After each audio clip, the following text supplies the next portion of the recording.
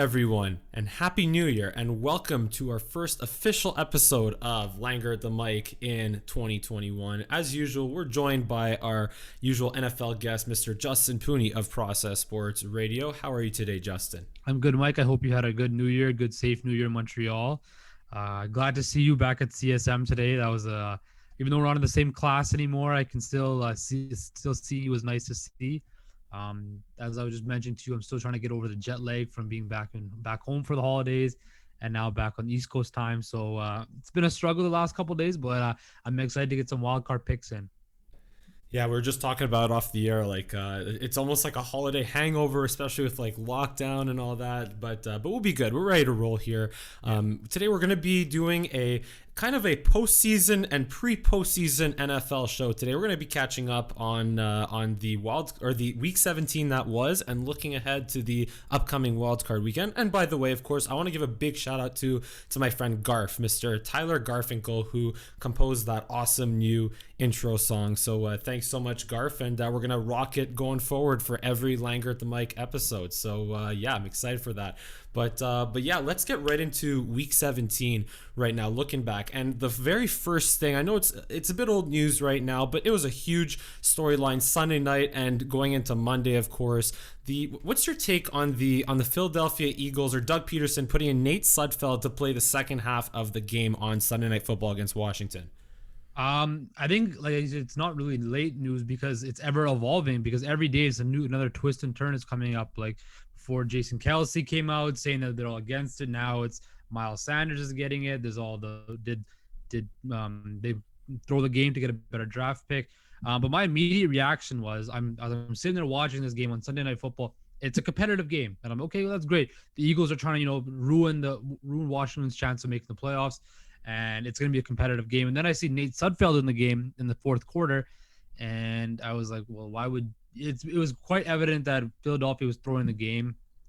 And being somebody that loves competition and loves competitive nature, I just felt it was kind of it ruined the integrity of the game, right? You put a guy in that hasn't played once all season in a game. I guess Philadelphia had nothing to play for, but Jalen Hurts is still trying to, auditioning himself to be the next starting quarterback for the Philadelphia Eagles, right?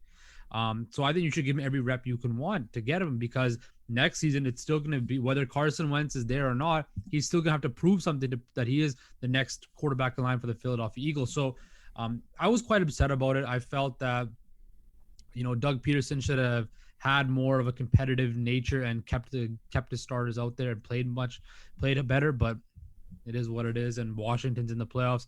And when you think about it, I think Washington was the most deserving team in the NFC least to make the playoffs, but I digress.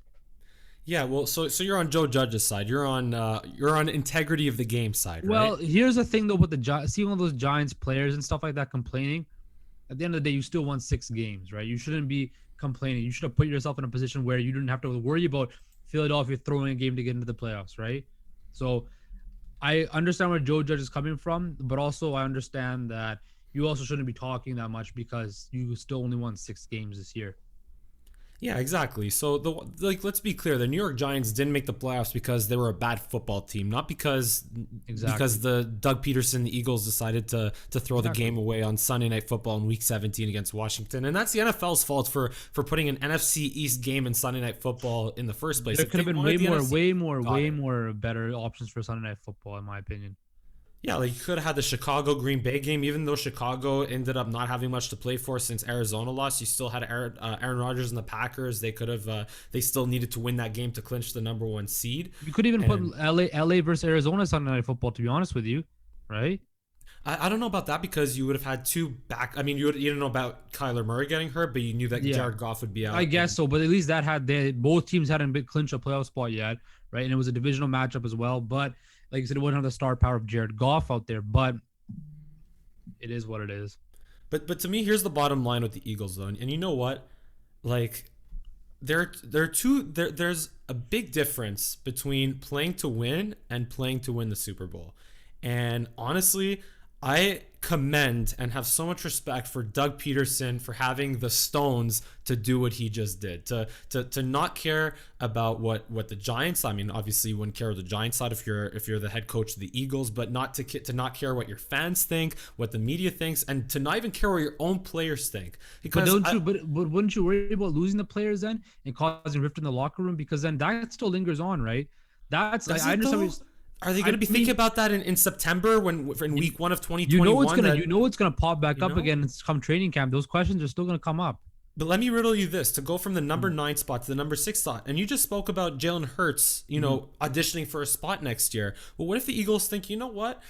If we have the chance to draft Zach Wilson or Justin Fields in this upcoming draft, because we think that they are clearly the better quarterback than Jalen Hurts. I mean, look, they created that own situation by drafting him last year when they already had Carson Wentz, who had a terrible year. So look, Philly's in a real tight spot regardless. But you know what? Again, to move up those 3 spots, that could really help them and their chances to be able to draft that quarterback if they so please. I know if that's what the draft process is, but I don't think quarterback's the problem with the Eagles.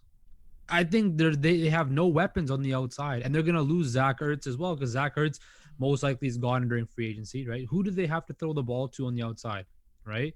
You don't have Nelson Aguilar left the Eagles, and he had actually a decent year last year with the Raiders, right? There's more pressing issues with the Eagles. But like I said, just to kind of tie a bow on it, I just think that as someone who appreciates competition and like as being a competitive person as I am, I just felt this kind of slap in the face to the game of football, where it's a Sunday night game, and even Al Michaels and Chris Collinsworth were kind of shocked at it if you're watching the broadcast, right? And it was. I'm just glad it's over with. So if I may, do you think that the Steelers should have started Ben Roethlisberger and the Chiefs should have started Patrick Mahomes? I don't think the Chiefs should have started Patrick Mahomes because the Chiefs were tied up. But here's the thing, though. The Chiefs still have something to play for, right? No, they didn't. They already clinched the home field advantage. Yes, by that I mean the Chiefs already had clinched those number 1 seed and everything was done, right? Where if you wanted to put Mahomes in there, right, to get reps in, fine. But you're also risking injury. Big Ben is also older, and he needs the rest. Now here's the thing though, both those guys are established quarterbacks. Jalen Hurts is not an established quarterback yet. That's where the biggest thing was. Jalen Hurts is not established as a starting quarterback yet. You should use that as an audition to see if he really is, the guy that you can go into next season with. Yeah, I was just saying from the point of in week 17, teams tank games all the time. Like the Bengals just let themselves get waltzed over by the Baltimore Ravens, like 38-3 or whatever that was. Like, honestly, I didn't even see half the games because that's what week 17 is. It's pretty much like a crapshoot anyway. And the Cowboys are playing in the 1 o'clock window, so I missed pretty much all the 1 o'clock games. But all this to say is I do agree that look, the Eagles created that own problem of, now they don't know if they should keep Jalen Hurts or draft another quarterback. But then again, if you have the chance to upgrade at quarterback, you take it. But then again, to your point, how you don't have a big enough sample size on Jalen Hurts to know if he's going to be your guy going forward or not. So, exactly. Moving forward though, what are your other biggest takeaways, would you say, from week 17? I'm scared for the Seahawks against the Rams. Very scared. Their offense did not look good against the 49ers whatsoever. And Jamal Adams is hurt. He has a bum shoulder. And I'm very scared going into this week against the Rams because Jared Goff is back at practice. And I know how ferocious that defense is. I know what Sean McVay can do as a coach. So I'm definitely worried that the Seahawks might be a one-and-done team. I hope not. I am praying every day not. But I am very scared for my Seattle Seahawks. Oh yeah, don't worry. When we get into our predictions, we'll go through the Seahawks game first for sure. And I feel you. I mean, but then again, the Rams are capable of losing to the New York Jets, and Jared Goff's thumb probably looks like bent in like 4 different directions or whatever. Don't forget, I picked them to win. Oh yeah, you picked them to win, of course.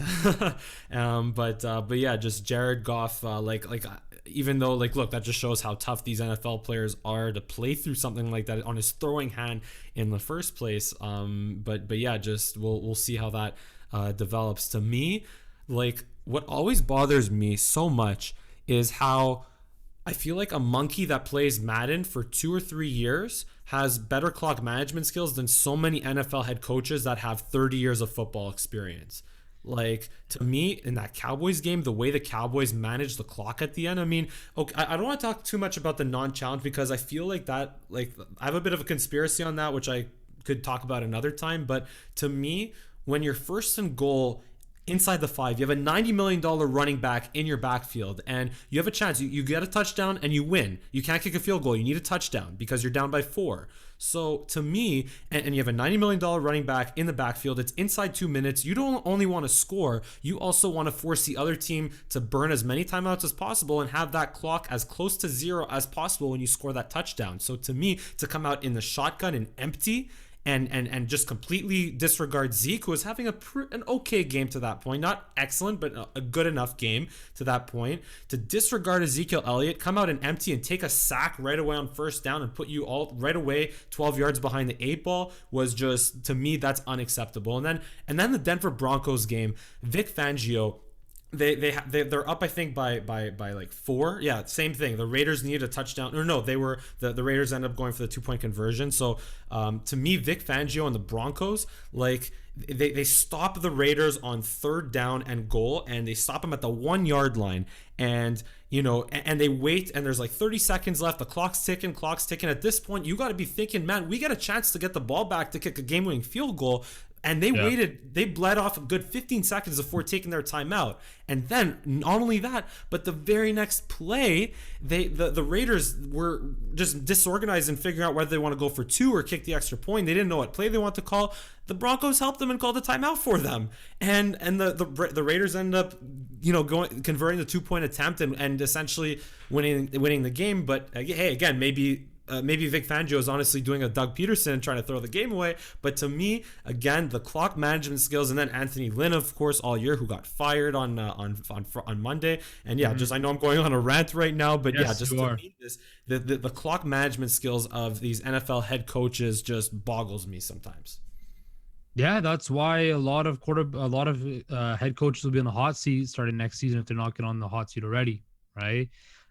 So I definitely think, I'm going to be honest with you, I didn't watch the Giants game or the Broncos game because it didn't mean much, right? But I had a question for you. I saw this on Twitter earlier. I'm like, and there's talks about the Cowboys possibly dumping Ezekiel Elliott and trying to trade him and get whatever assets they can from it. I know you being a big Dallas Cowboys fan, would you be open to them trading Zeke? Well, to me, with Ezekiel Elliott, it's all about the contract right now, and it's all about what you can save from either cutting him and or trading him. And I'm pretty sure right now, Ezekiel Elliott, to cut him or trade him, it would cost the Cowboys to do that. So until you're saving more, like I think Ezekiel Elliott, look, he's his new contract kicked in last year. I think it was this year.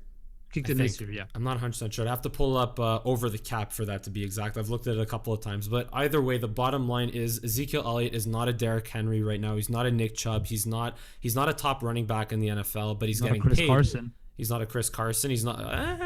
Maybe on some days you can give or take. Before you put that conversation up to people to laugh at me, now it's kind of you can see a debate happening about that. No, hey, I don't disagree with you, but I'm just saying that he's getting paid like a Derrick Henry or a Nick Chubb for that type of production.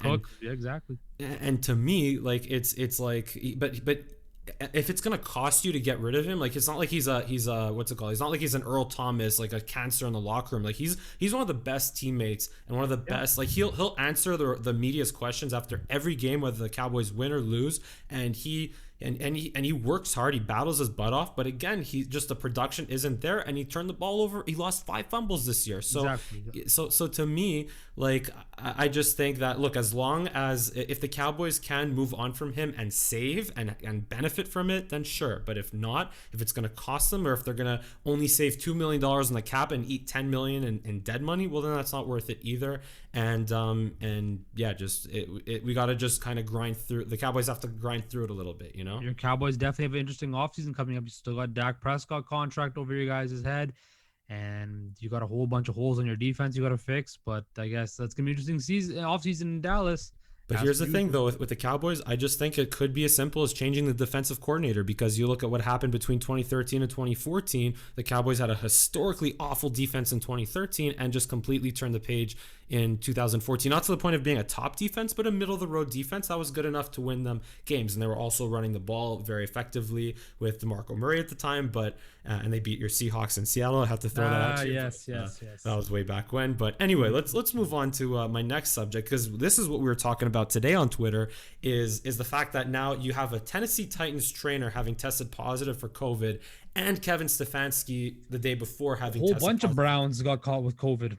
Yeah, so the Browns are in a very, after, what was it, like 25 years, like before we were born, that the Browns were last in the playoffs? Yeah, I think it was like 2002.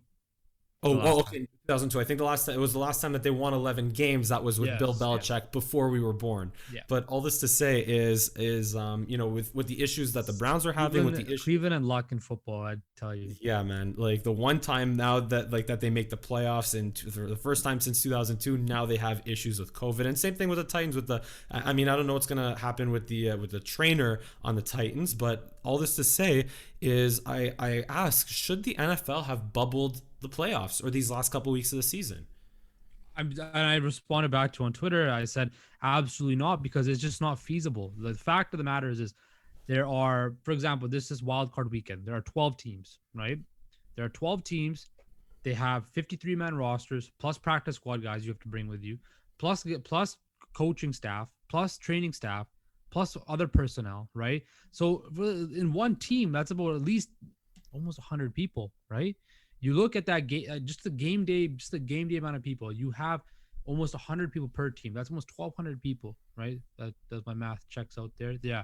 I just don't think, I think the bubbles work for the NHL, the NBA, baseball to some degree, because they have smaller rosters, right? And I don't think, how are you going to find one neutral site to make this happen and house all those players in a small enough bubble, right? I just don't think it's feasible. And the NFL's been doing it all season the way they've been doing it. I just don't think a bubble would have really helped any much more than anything else, right? Well, here's the thing, though. So first of all, the NFL does deserve a lot of credit in terms of their ability to have completed the entire season on time, on schedule. With they had to postpone and move a couple games around, but at the end of the Friday, day, whatever, yeah. Yeah, but at the end of the day, they got 17 weeks of football in. They within the 17 weeks that they planned to do so. Mm-hmm. Exactly. But at this point, look now to your or to counter what you said in terms of the roster sizes, the NHL is a 23-man roster, and they had 24 teams in two different bubbles. So even though, the roster size in the NFL is double that of the NHL, you also have about a third of the teams in the postseason compared, or half the teams in the postseason compared to the NHL. So, and to me, the NFL being the largest sports league, the most profitable or the most valuable sports league among the big four, among the NBA, NHL, and MLB. So and you had the entire season. You saw what happened with the Tennessee Titans early on in the year with them, forcing their game with Pittsburgh to be delayed, and I think they affected the Vikings and whatever. And it could have Baltimore at the end of the season exactly. It could have been a lot more chaotic than it was. So in seeing all this, the NFL had an opportunity to say, you know what, when these games start to really, really matter, week 16, week 17, at the very least the postseason, maybe we should put a plan in place to accommodate this. Because if they could move the 49ers to Arizona, I feel like if the NFL really dedicated themselves to planning it out in advance, they could have made this happen. They really could have, because and to me, when you talk about integrity of the game, that is more relevant in terms of integrity to the game than what the Eagles did in week 17. I understand exactly what you're saying. It's a chance to win with a full healthy roster in a bubble environment. Oh, that I understand completely what you're saying. But the other aspect to it to think about is, do the players want to do that, right? Because if you look at the NHL, the NBA, players were adamant to never go back into that bubble situation ever again. They hated it, right? I just don't think players also wanted to leave their families, where right now you can go home and see your family, whereas to be put away somewhere else for 5 to 6 weeks. Oh, it's only 5 to 6 weeks, right? I don't think these NFL players want to be taken away from their family and stuff like that, especially at this time that we're living right now, right? I don't think NFL players would want to play in a bubble, even if the NFL forced it on them, right? Because players don't want to. The bubble situation is great to keep the numbers down. I just don't think players care that much about it, because that just it ruins and takes away them from their families and stuff like that, and ruins that routine, right?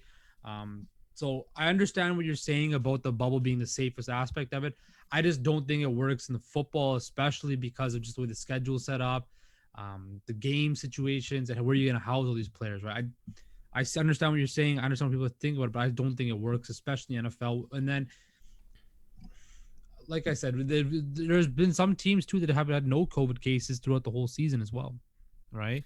So that's a good point. That's an interesting point. I know I know at least with the Cowboys have had like Andy Dalton, and I think Chido Uzi at one point, and in the last game of the season they had one other player on the COVID-19 reserve list. I forget exactly who it was. But I don't know if there are any teams that had zero COVID cases. I think the Seahawks had no COVID cases throughout the whole season. Interesting. It might have been like a practice squad player or two, but it wasn't any prominent starter that had missed a game because of COVID. And obviously, look, that is also, to the responsibility of the team to follow protocols, to wear masks, and not be like John Gruden and wear it like halfway down your face, and pull it down whenever you're talking to an official. Exactly.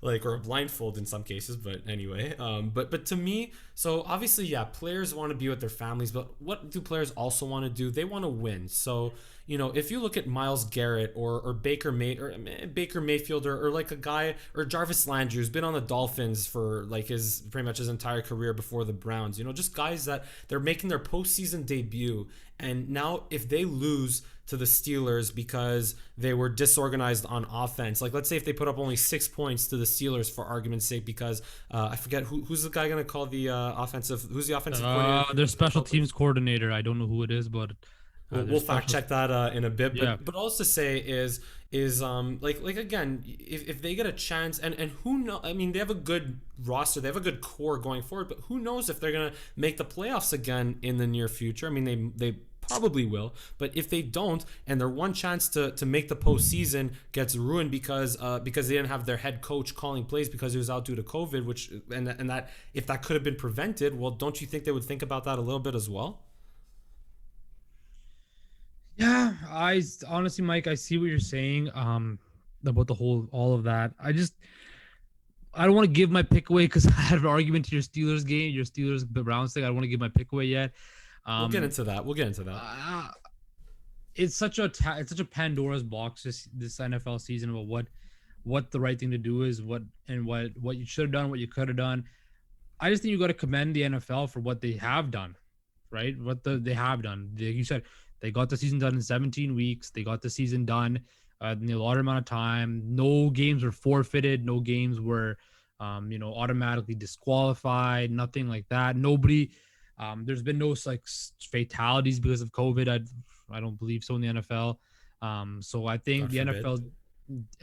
Yeah, exactly. So I think there's all these what it should have, could have, what you could do, what you could have done. I just think the NFL, you got to condemn them for what they've done, because yes, you kind of had to. I know the NFL kind of went into this season realizing like we're just gonna have to deal with it, right? There was no way they were gonna suppress this virus or this virus from everybody, because their roster is so big, right? Their personnel, they have a whole facility, right, of people. It was gonna be so hard for them to get zero positive tests, right?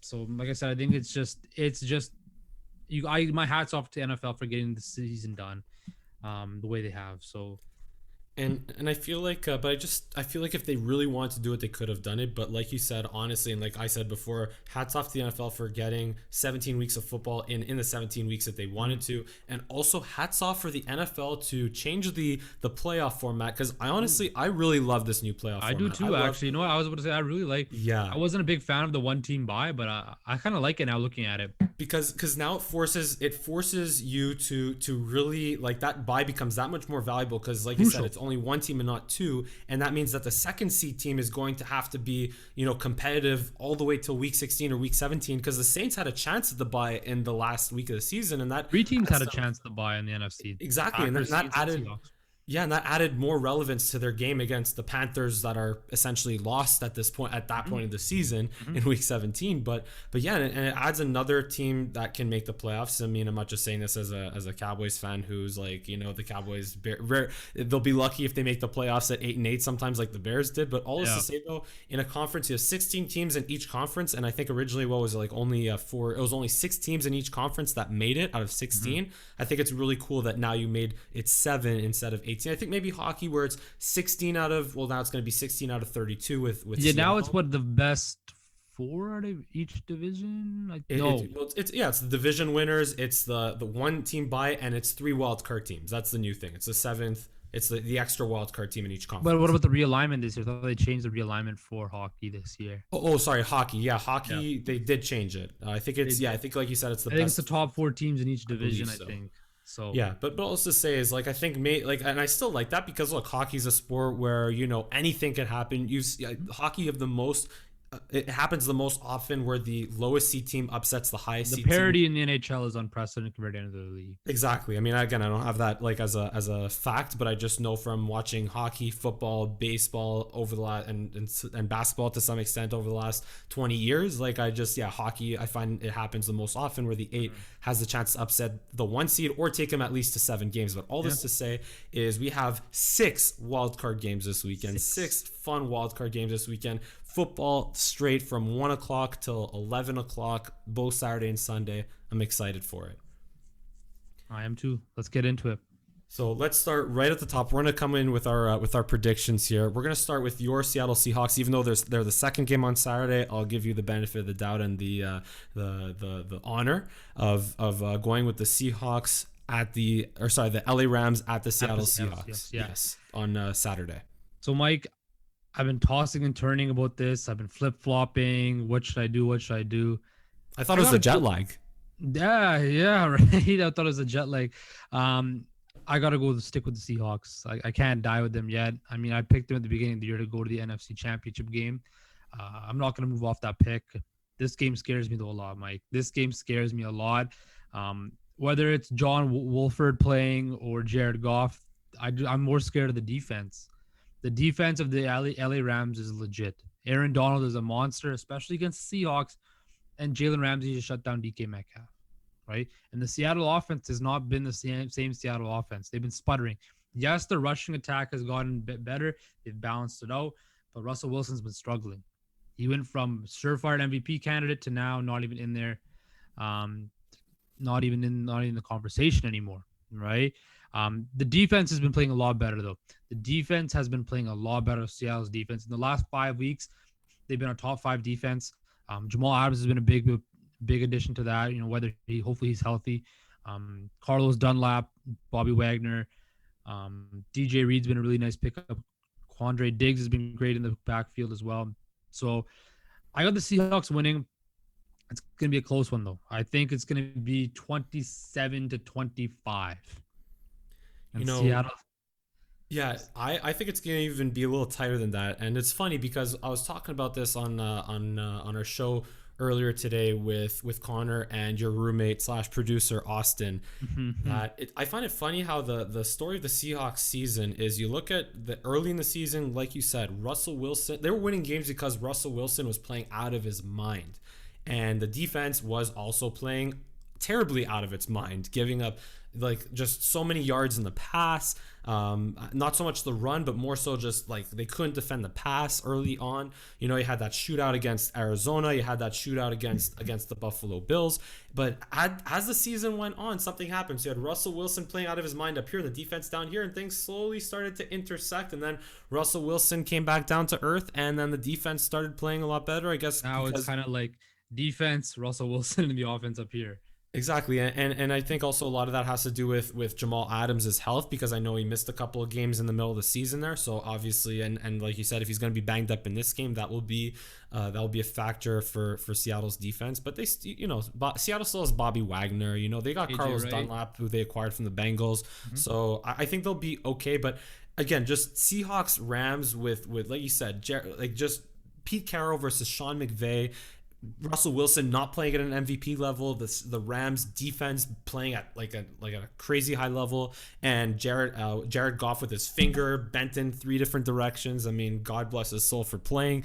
This is going to be an ugly tight game, but you know what? I'm going to roll with your Seattle Seahawks as well. Give me Seattle in just like a 19-16 win for Seattle. Slugfest, yeah. Slugfest. Give me like an ugly score. What it comes down to me is I think Russell Wilson will make a play at the end of the game. That's just how they're gonna win. They're gonna make a play with good defense, and that's the only way Seattle wins. That's it. The good defense, and Russ is gonna make a play. So now we're gonna go to the early game on Saturday. This could be, honestly, this would be a very fun game if Phillip Rivers was, prime Phillip Rivers and not. Put some respect on Phillip Rivers, man. He had not a bad year. Not a bad year this year. I checked his stats. They weren't that bad, man. But he just, the interceptions he can. He only threw 11 picks this year, though. He only threw 11 picks. Like, I don't know, but you just look at that game against Pittsburgh where they're in the driver's seat and all they had to do is make a couple of plays to win, and they couldn't do it. So now here they're going to be on the road against, to me, the second best team in the AFC, and you can honestly flip a coin between Buffalo and Kansas City in terms of the best team in the AFC. Like I've said plenty of times, I look for every opportunity to pick against and to doubt Josh Allen whenever I could. I'm past that. Josh Allen is this year a top 5 quarterback in the NFL. This year he is a top 5 quarterback in the NFL. Maybe not overall, like if you look at like just over the course of all 32 quarterbacks' careers. Exactly. We'll see how that repeats, because like we saw with Lamar Jackson last year, it didn't translate as much to this year. We'll get into that a bit. But Josh Allen, to me, is just playing at such a high level. Playoffs could be a different animal because he was a little not as good in the playoffs last year compared to the regular season 2019. But just, I think Buffalo is just gonna Colts have a good defense, but they're playing at Buffalo with some fans in the stands, with some Bills Mafia. Yeah, with some Bills Mafia. They'll be breaking tables, and I think the Buffalo Bills will be breaking the Indianapolis Colts on Saturday. So give me the Buffalo Bills in this one by at least 7 points. Yeah, I'm with you, Mike, on that one. I think that the Buffalo Bills will, just like their fans, smash the Indianapolis Colts through a table. I think they're the hottest team in the league right now, right? Josh Allen has been playing at an elite level. Stephon Diggs has really elevated himself as to a top receiver in this game. And they're very well coached. Sean McDermott is a great coach. And like I said, like the Bills are hot. The Bills are going to be fired up. I think this is the first time they've hosted a playoff game in forever, right? And they're going to have fans there. So give me the Bills. And I think the Bills win by, I think the point spread right now is 6.5. I think the Bills win by almost 2 touchdowns. I think they take care of Indianapolis easily. Yes, Indy had a nice season, 11-5. Their defense is legit. I like Jonathan Taylor. But just give me the Buffalo Bills to continue this hot streak and run right over the Indianapolis Colts. Yeah, and they just toyed with their last 3 opponents. I mean, between and Miami had a top 5 defense too, and they put up a 56 spot on them. Yeah, like and then the Denver game, like they just toyed with their last 3 opponents, like it was like they're just cruising and just like they were in practice, like playing against air and 7-on-7, like. So yeah, just Buffalo will take this pretty easily. But you know what? What won't be easy is the Tom Brady and the Tampa Bay Bucs versus the Washington football team. You know what? I'm gonna let you go first because I have a brainlessly bold prediction in this one. Brainlessly bold. I'm gonna take Tampa, but it's not gonna be as a big. It's an 8 point spread right now between the Bucs and Washington. I don't think Washington's offense is going to be the key to this. It's going to be their defense. And what does Tom Brady struggle against the most? The pass rush. And what does Washington have? A pass rush. Headlined by Mr. Chase Young, who after the game in Philly was saying, I want Tom Brady. I want Tom Brady.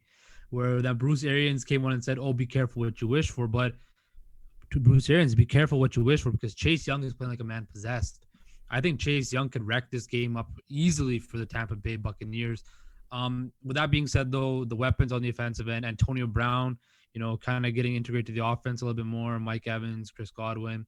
I think Ronald Jones is expected to play. Yeah, but back up a second. Mike Evans is, I think, going to be questionable. He didn't have any ligament damage to that knee from the win against Atlanta this past Sunday, but there was. I think unless he's doubtful, then I think Mike Evans is playing. Yeah, like there is some uncertainty still in his status for the game, but yeah, just I want to give my brainlessly bold prediction. So unless there's anything else you want to add, Oh, I think it's gonna be a close game. I think Tampa Bay 27-21, something like that. so here's my brainlessly bold prediction. I wrote about Can't wait this for this. also in my assignment for Chris. Even though again it was on a 2 hour sleep after 3 Zoom calls in a row, I still wrote as best I could. And even though it was condensed to 400 words, I could have written 800 to 900 words on this. Tom Brady is he's one of the best quarterbacks of all time. He has 6 rings, but he is not the best quarterback of all time. Not even close. Okay, maybe a little close, but he's not like Peyton Manning, Aaron Rodgers, Drew Brees, Dan Marino, way above Tom Brady. And especially in the playoffs, because if you look at Tom Brady's numbers Mike, in you're the just playoffs, you're asking from people. hey, People on the I'm telling internet you, come I'm at going me brainlessly pitchfork. bold in this one, but I'm Okay. basing it off facts. Okay? Tom Brady in the playoffs is average, is above average. His all-time quarterback rating, if you look from the beginning of his career all the way through, and in the years that he won Super Bowls, his quarterback rating in the playoffs, 89, 89.8 or something. So, and again, the year that they won the Super Bowl in 2018, they put up what 13 points against the Rams, who just couldn't do anything. There was like 13 Yep. to 3. And in the Super Bowls that they won against Carolina and St. Louis, the St. Louis Rams back in the day, whoever it was, they also they won because Adam Vinatieri kicked like a 55-yard field goal, whatever it was, to win. And so way back when, the Tuck rule, and then even against the Giants those 2 years, I think they only put up like 20 points. So all this to say is all those years, Tom Brady had Bill Belichick. Who does he not have this year? Bill Belichick. And the Tampa Bay Bucs, they're 11-5, sure, but guess what? They only beat one team above 500 this year, and that was the Green Bay Packers. They didn't beat a single other team above 500. They got Washington's out over 500 though. so yeah, well, here's the thing. So that I'll get to that. But again, on the season, they only beat one team above 500, and where was I going? There was another thing. Yeah, they only beat one team above 500, and and then also they just padded his stats, ran out the score against the Detroit Lions, Carolina, LA, almost lost to LA and Justin Herbert. But yeah, just no, yeah, oh yeah, I wanted to mention they got embarrassed twice by the Saints. They lost to the Bears. They lost when they play a good team, the Rams, when they play a good defense, like you said, they struggled, and Tom Brady turned the ball over. So to me, this defense. This Washington defense, led by Chase Young, led by Montez Sweat, Deron Payne, they are a good matchup to shut down Tom Brady and the Tampa Bay Bucs offense. But here's the problem: is that the Washington offense is the Washington offense. They're not so hot either. Just Alex Smith has more interceptions than touchdowns this year. Alex Smith has been, look, again, the amazing story, remarkable story that he is. It's awesome that he's playing in the NFL. It's awesome that he's playing another playoff game, never mind playing snaps in the NFL, and that he's starting. But he has more interceptions than touchdowns. I think in that Philly game, that calf injury bothered him, and it might bother him again this weekend. But then again, Washington is 5-1 with Alex Smith starting the game, starting as a quarterback. So my brainlessly bold prediction, this is another rant courtesy of yours truly. Washington is going to win this game, and they're going to win 20-17. That's my brainlessly bold prediction. I knew you were gonna say that right from the start.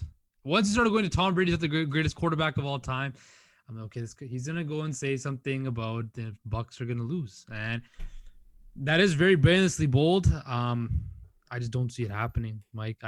I don't think Alex Smith can outgun Tom Brady in a playoff game. But here's the thing. Washington, if they play this right, they won't make it about Alex Smith against Tom Brady. But at the end of the day, Alex Smith is still gonna have to make a play or two to ice the game. And I don't see it happening. Like I just can't. It's because Tampa Bay's defense is nothing to sneeze at too. You got JPP out there. You have. What about Pittsburgh's defense? How's Pittsburgh's defense? Pittsburgh's a whole other story, and we'll talk about Pittsburgh too near the end. But Washington ended their undefeated streak, right? Yes, that is true. They did, but this is Tom Brady we're talking about here. So that's Ben Roethlisberger. But Tom Brady and Ben Roethlisberger are two totally different leagues. Are they? Yes, Mike, they are.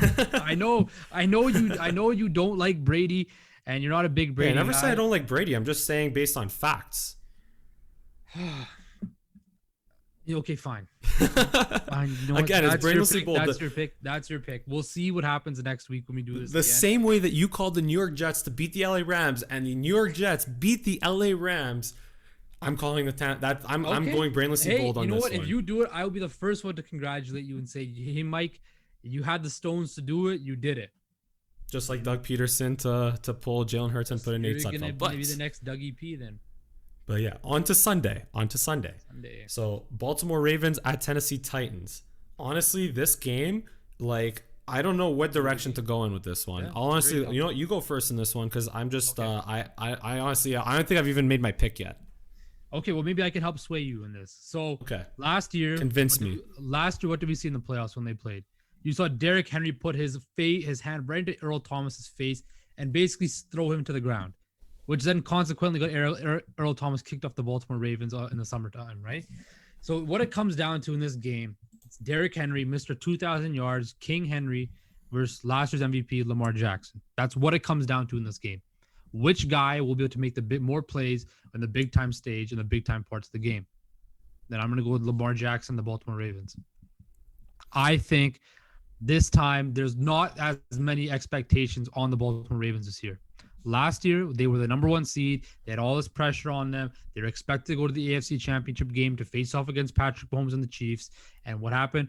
Ryan Tannehill, the underdog to Titans, came in, hot off of beating New England, came in, and they proceeded to beat the living hell out of the Baltimore Ravens. I don't think that happens this year. I think Baltimore's playing right now like the Baltimore Ravens from last year. They have their swagger back. They're playing the right way. Lamar Jackson has his confidence back. I think the Baltimore Ravens win this game, and I think it's going to be particularly easy for them. Now, Tennessee might make a game out of it late, but I think Baltimore, the way they're playing right now, the way Lamar Jackson's looking, the way their rushing attack is looking, they still have those big pieces on defense. I think Baltimore wins it, and they move on to the next round. What concerns me with Tennessee is their defense. Worst pass rush, and they have no pass rush. Exactly. They have no sacks. And, you know, you look at that game against Aaron Rodgers that we called Tennessee to win in that one in week 16. Also the snow's a factor. And whenever you're going up in Green Bay and there's snow, chances are the Packers are going to win because they're used to playing in that. And a team from Nashville, Tennessee is not, even though they had a white Christmas this year and we had a green Christmas in Canada. Anyway, I digress. So, you know what? I will go with Baltimore in this one. You have convinced me. I will go with Baltimore. I was thinking Tennessee, but again, just obviously, look, they could control the game with Derrick Henry alone, but also, you know, Baltimore can control the game with Lamar Jackson. But to me, Baltimore, though, it's the lack of receivers. It's the lack of if they can slow down that running game. It comes down to whose running game could be slowed down easier, the Tennessee running game with Derrick Henry or Lamar Jackson, J.K. Dobbins, Gus Edwards. Which running game can be slowed down easier? And to me, if Baltimore with the better defense just focuses on Derrick Henry, and even if they get burned a little bit, then I think they could counter with that a lot easier with Lamar Jackson, J.K. Dobbins, et cetera, et cetera. And I think they'll have Mark Andrews and Nick Boyle, their full complement of tight ends, and also Hollywood Brown, you know, has come on in the last couple of weeks. So Dez Bryant, of course, throwing up the X, of course. You know what? Yeah, I'll go with Baltimore in this one. Not confidently whatsoever, but I will go with Baltimore in this one. It will be a high-scoring game. Give me Baltimore. Let's say 33-30 for Baltimore. So that's going to be a very, like I said, that game to me was probably the hardest game to pick because they're pretty evenly matched teams. Both have flaws, both have strengths, but like I said, I think for me, just to finish off on Tennessee, what kind of really soured me on them was when Cleveland went in there and proceeded to beat the brakes off them. And they never kind of looked the same because they played inferior competition. They played Detroit and Jacksonville, and they barely beat a Houston team last week. A Houston team that had nothing to play for, right? So that's why I'm kind of off on Tennessee.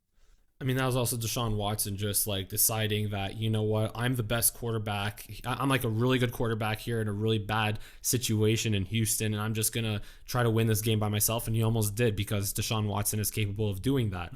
But you know what? What I was gonna say is the next game won't be as difficult to pick because I think the New Orleans Saints will take care pretty well of the Chicago Bears. It's Whether no contest there. yeah. I mean, hey, Chicago, they played well in for a 3-4 week stretch there. But again, you got to look at who they played against. They played against Detroit. They played against Minnesota. They played against it was Jacksonville, right? So again, the Saints defense, honestly, that Saints defense I don't think gets enough credit and enough love. That's one of the best defenses in the NFL. I mean, I just find they don't get talked about as much. So yeah, just I think Saints on both sides of the ball. Sean Payton as a coach, Drew Brees as a game manager at this point in his career, and then obviously Taysom Hill as a gadget player. Alvin Kamara will Alvin Kamara in that COVID situation, that running backs room, did that get sorted out? For the last time I checked, he should be scheduled to play. Michael Thomas, it looks like Michael Thomas will be back and playing as well, so that's gonna be a big boost. So I mean, let's be realistic. It's kind of the easiest game to pick on the weekend where the Saints might have the most talented roster in football, if we're being honest. And the only thing that I saw people saying, well, the Saints are playoff cursed. Saints are playoff cursed. Well, we'll wait till see the next couple rounds, but this game will be easy. This game just it's the Saints all the way. And they get the benefit of playing the team that otherwise would not be in the playoffs, the Chicago Bears at 8-8, the 7th seed. So yeah, I think the Saints will win. Give me Trubisky. You'll get maybe 10, 13 points, and the Saints will score a good 24. So 24-13 Saints. Okay. Now the most one of the most bragging rights at stake games in the entire wildcard weekend here: the Cleveland Browns at Pittsburgh Steelers. And this is honestly, I love it because week 17 is always the division rivals. Like you always play your division rival in week 17 the last couple of years. Exactly. Yeah. So what's fun is when you have a game against your division rival, and then that ends up being your playoff matchup in wildcard weekend. So you get to play. That's almost like a playoff series. You get to go back to back against your division rival. And although Ben Roethlisberger will be under center, not Mason Rudolph, I just think that.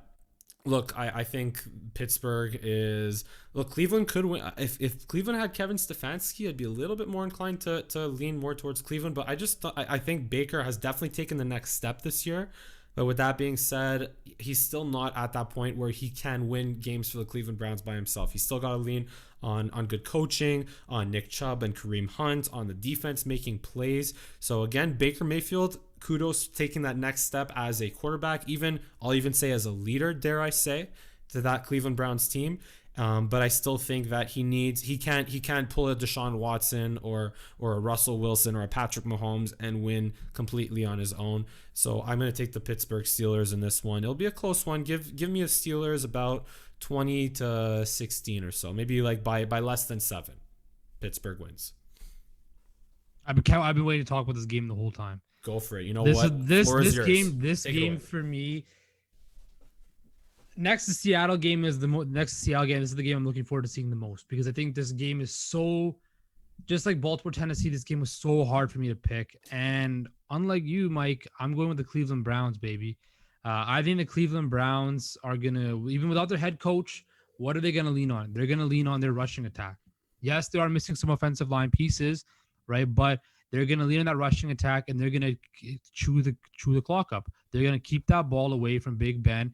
And here's the thing about Big Ben and Pittsburgh's offense. Do they rush the ball particularly well? No. What do they normally do? They throw quick passes, right?